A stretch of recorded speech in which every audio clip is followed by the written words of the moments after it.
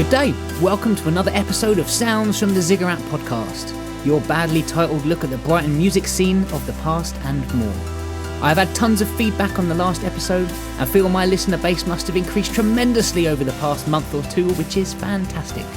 Of course, being that this podcast is specifically niche, I'm totally lying, and the analytics telling me that there are people tuning in all over the world are probably just my main 7 listeners, but some using VPNs to disguise their nefarious activities online.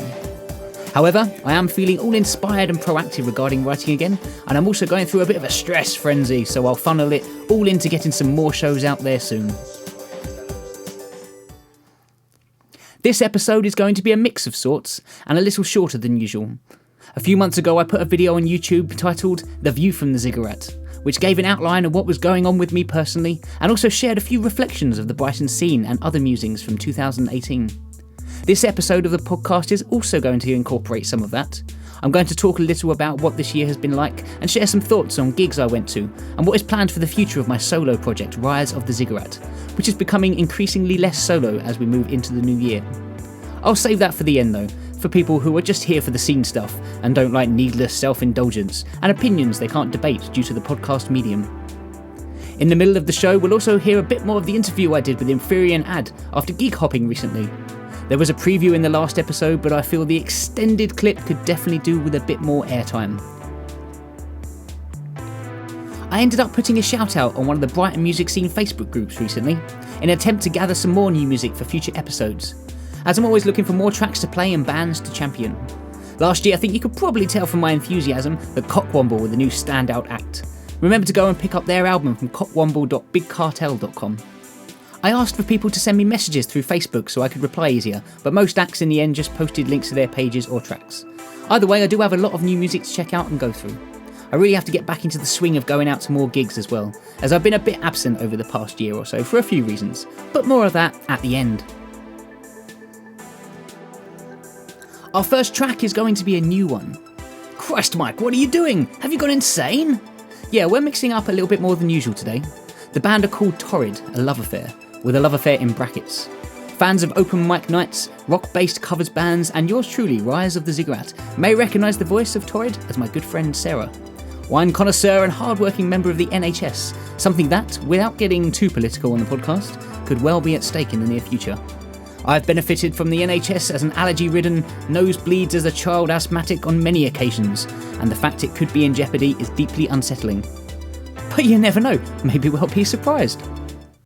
Tumbleweed sounds.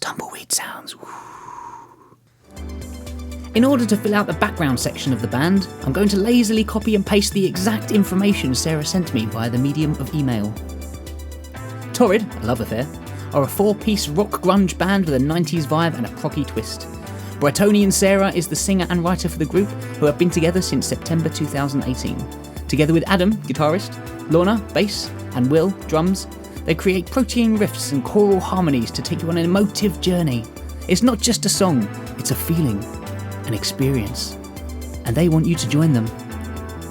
Bunch of hippies. I met Sarah when she and her friend Kev were hosting an open mic night at gone but no way forgotten venue The Horse and Groom in Hanover.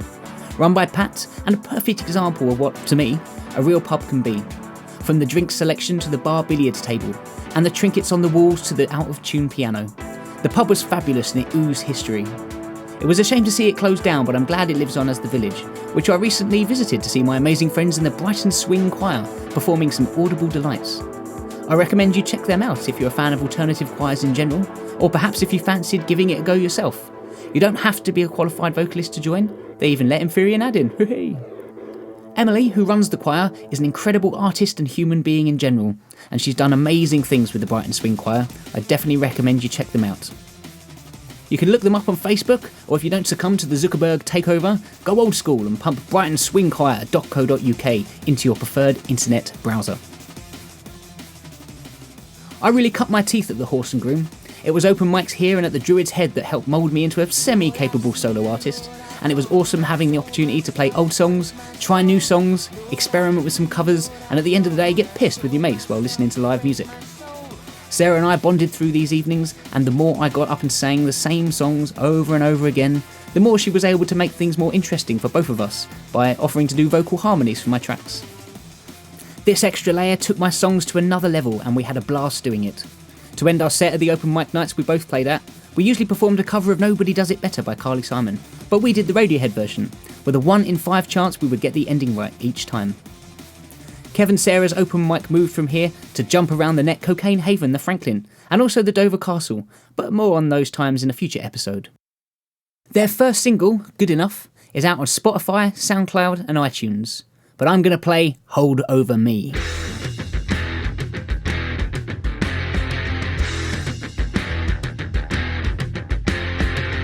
I don't wanna think about you, but you're all that's in my head. But I'm so scared that if I start to cry for you, I'll never stop again.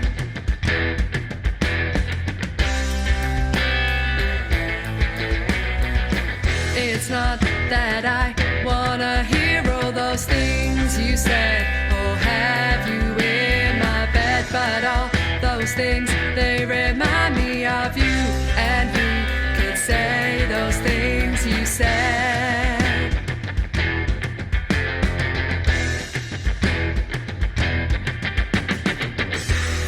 How do you still have this hold over me? When will you let go and set me free? How do you still have this hold over me? When will you wake up and let me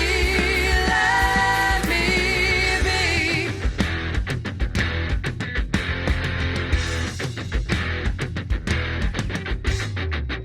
I don't lie awake at night thinking of you. I don't cry when I hear your name. I know that we were not meant to be, but who could give the same as you?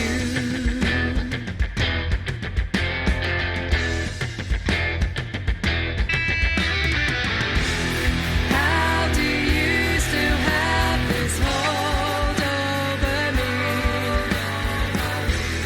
When will you let go and set me free? How do you still have this hold over me? When will you wake up and let me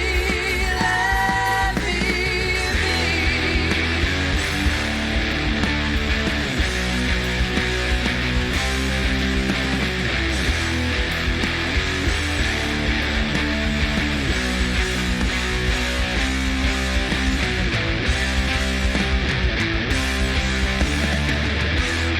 How do you still have this hold over me? When will you let go and set me free? How do you still have this hold over me? When will you give up and release me?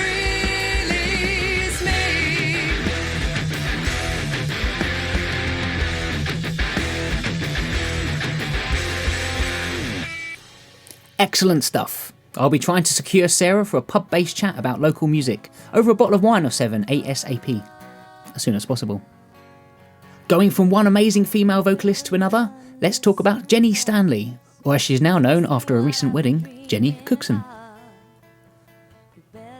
One of the absolute standout performers from back in the day, an incredible singer, guitarist and all-round lovely person to be friends with. I met Jenny when she performed with the band Slaven on backing vocals around the mid-2000s.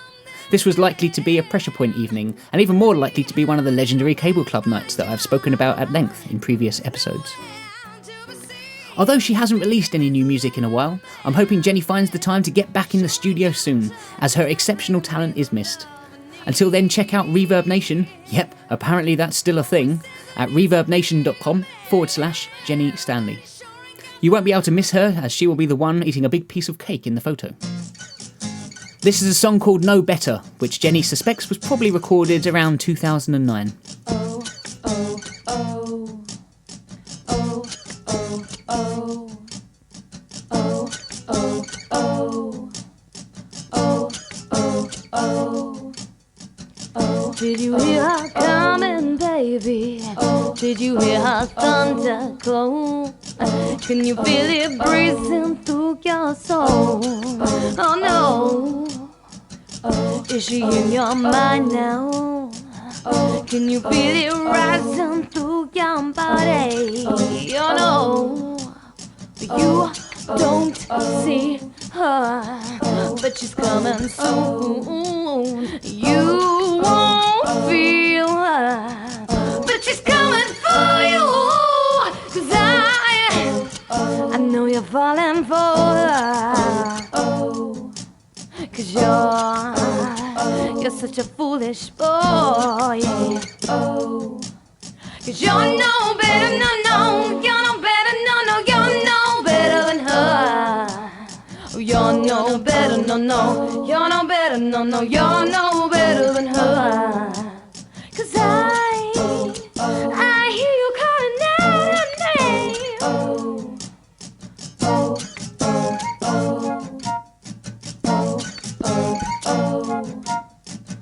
Do not think that I am blind. Oh, I was not born yesterday. Oh no. Oh, I have not been that blind. I can see what's happening in front of me. 'Cause I can see her, and it's happening soon. And I can hear her, and she's coming for her. 'Cause I know you're falling for her. 'Cause you're such a foolish boy. 'Cause you're no better, no, you're no better, no, you're no better than her.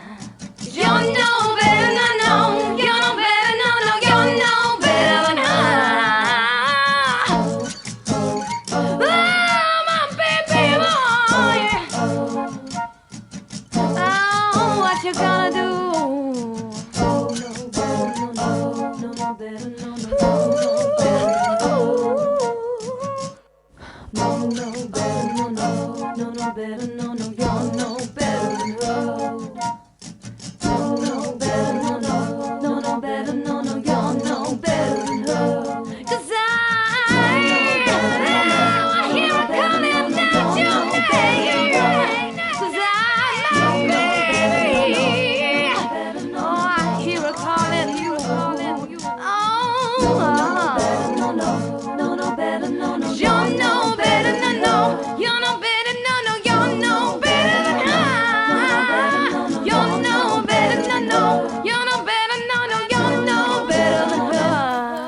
Before we move on, we are going to hear an extended version of the interview I recorded with Inferior Ad a few weeks, actually probably a few months back now. I had met him and my brother Dave at the Lion and Lobster, and our aim was to hit 2 or 3 gigs, all happening in the same area of Western Road. The first was to see friend of the podcast, Spy from Moscow, appearing at the Bee's Mouth, but we were unsure of what time Deck was supposed to be taking the stage. We popped in, grabbed a beverage and headed downstairs to see what the set times were for the evening, only to find out Deck was on his second or third to last song. Oops. We then moved on to a relatively new venue, where local legend Pete Jones from Radio Reverb was curating a battle of the bands. The band we wanted to catch was Swoon, and the venue was the Backbeat Bar. I must admit that I'm torn on things like Battle of the Bands competitions. Of course, how can I not be, when the biggest one I was ever in turned out to be a fix? Also, making people compete against each other where music is subjective anyway makes me cringe a bit, as well as various voting systems that some of these contests employ, whether it's professional musicians making the decisions or a show of hands. Of course, on the flip side, just treat it as a bit of fun and have a laugh, and what damage is really done, I guess. Depends on how serious you take things and whether you are still trying to, quote, make it in the industry. So after a few pints of beer and some live music witnessed, Ad and I headed to Grubs to have a quick chat about the evening. In its full glory, here is our discussion. Okay, so reporting for the Sounds from the Ziggurat podcast. Correct. How did you find tonight? Correct. Spacious. How did you find the gigs? Sweaty. Did you prefer any of the acts over the others? Correct. The better ones were shitter hot than the good ones. Well, I guess that's good, yeah, okay. Correct. If you could go back and watch any acts... Oh, fucking hell.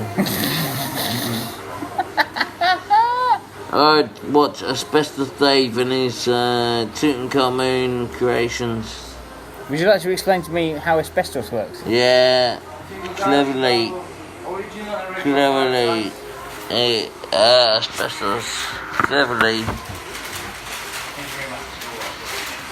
Just above Jericho. Just above Jericho. Walls come tumbling down.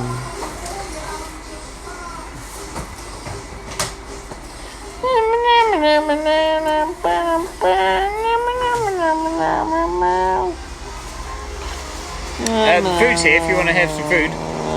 Something else very cool.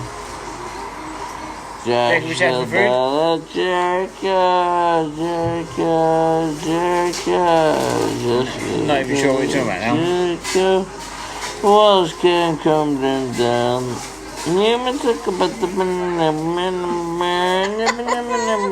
Okay, I'm going to stop it. Yeah, it's probably enough of that. For those worried, I did actually get his permission to use this, so no worries there. He's a good sport. I can't quite believe we're at the end of 2019 already. How has it been for you? Personally, I found some work and have started to look positively towards the future. More episode of the podcast to come, an album underway and a new live set to take out and about as well. It has been a quiet year for me gig-wise, probably still trying to adjust to Richard Ward's exit from promoting, haha. Although I haven't really played many gigs this year, Inferior Nad and I have been hosting an open mic at the Brighton and Hove Sports and Social Club each month from around March. It's been an up and down experience. I really want the classic open mic affair, where anyone can come and do their thing regardless of skill or experience, a safe place to perform and have fun. No headliners and no booked acts. So far we've had singer-songwriters, poets, spoken word artists, and recently some ukulele action too, and on the whole it's been a joy to host. The club, and some of its members, are very set in their ways, shall we say. I'm not going to criticise that. The main issue is that it needs more money coming into it to survive, and could really do with a more diverse selection of events, not just Everly Brothers tribute acts and the like. The place is massive and spread over 2 floors, with stages on each one. They have recently refurbished the upstairs and are slowly doing the downstairs as well, so a lot of money is being spent on it, and it would be a shame if more people did not have the opportunity to play it, or embrace it from an audience perspective.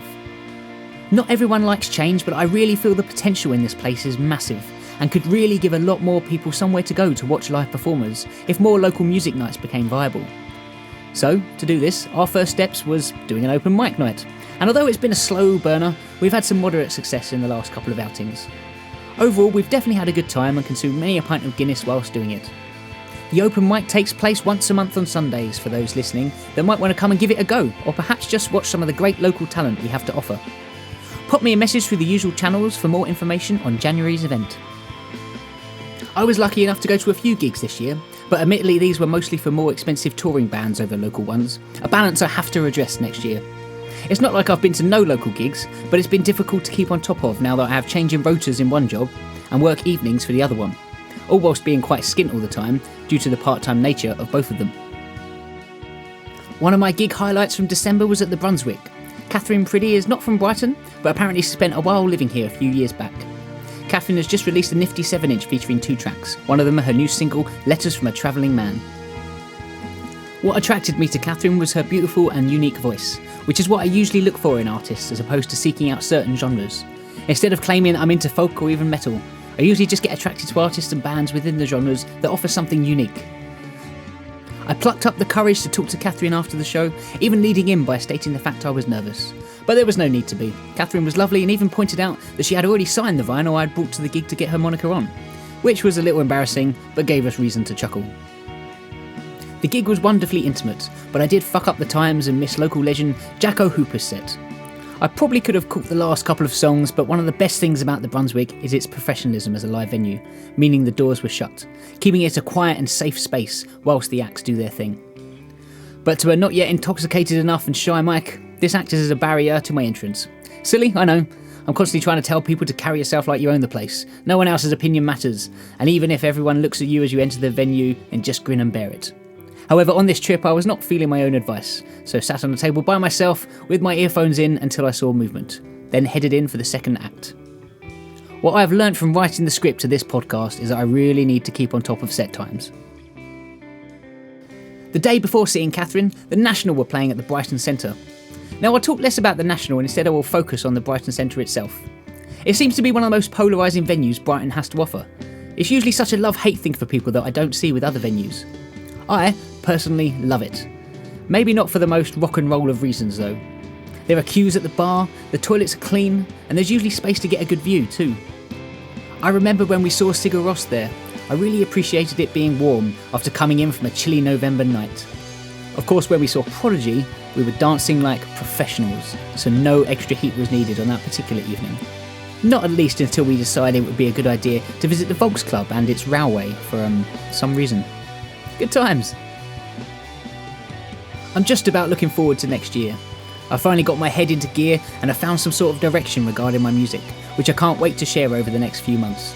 I've been working with friends and my brother to bring some of these new tunes out live as well, which is incredibly exciting because it's been a while since I've really been invested in my live set. I will have to sort out some more work though. Being a skint part-timer has served its purpose and I'm almost ready to get stuck into something else, as these tours are not going to pay for themselves. Which, ironically, is kind of how they are supposed to work. But even established acts can still struggle to strike the correct balance. As always, please get in touch if you have any music you want to share, or even just for a chat. I've got some ideas brewing for next year, but I won't mention anything yet, as my ideas usually have a 1 in 20 success rate. At least this podcast was one of those. I want to wish everyone a happy new year. I hope you can make the best of it for yourselves and others. If you're struggling for whatever reason, please remember that there are people you can talk to and help is out there. Reach out if you can. On the flip side, please be aware that some people will be in pain and not have the ability to seek the help they need. Be mindful, have empathy, and look out for each other. This track is one of mine. It's called Let's Get You Well. Big thanks for listening. See you on the other side, Ray. Take another shot at me, I haven't given up. I spent so much time cautiously and now my ties are cut. It feels just like yesterday we went our separate ways. No matter how much time has passed, you'll never cease to amaze. Give a cheer for conquest, cause I know that you have tried. Give a tear for moving on, cause time's not on our side. Take us into paradise, promised long ago. Make it common knowledge, cause what they know we should know. There's for us is a word which I can't forgive. Paving the way for a bigger tilt. Reach out to us and ask for help. Let's get you well. This crowd is getting bigger, but I'm the only one here. The little thing I thought I said been dwelling on for years. It's easier to lie awake and recount past mistakes. Largely insignificant, but enough to work the brakes. I may say that I'm fine, but we both know that that's a lie. Every time we hug it out, it could be a lost goodbye. We were not designed to work ourselves down to the bone. Despite the will of your support, I still feel alone. There's for us is a word which I can't forgive. Fading away on a bigger tilt. Reach out to us and ask for help.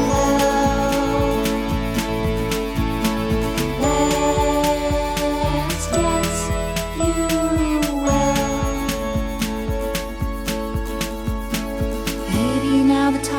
turned, I'll start to let you in. But it has been so long for me, I don't know where to begin. So much time in stasis that I have become quite numb. To feel the end is all that's left, and that has now begun. Remember, there are others who will be there for you too, and they might be struggling, there's more than just a few. People who know what it is to practice a fake smile. Though it isn't easy, I assure you life's worthwhile. Sunny day